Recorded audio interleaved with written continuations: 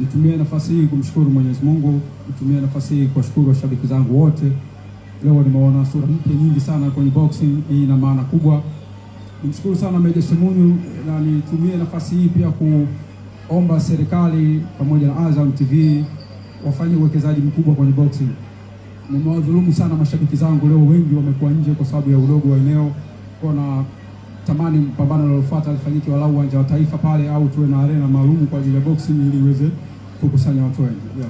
Licha ya kwamba umeshinda katika pambano hili, kwangu mimi nilisimama karibu yako hapa, naona ni kama unatetemeka au una hofu fulani. Ni kwa ajili ya kile kilichotokea au kwa nini hali iko hivyo?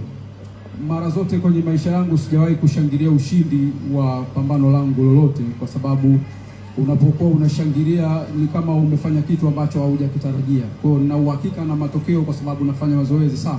Ndio sababu pekee si shangilii, lakini nilitamani pambano lifike walau raundi 7 kwa sababu nilikuwa na vitu vingi vya kuonyesha watu kwenye boxing, lakini sasa haraka yake ndio imefanya mtoto ameongozwa na chai.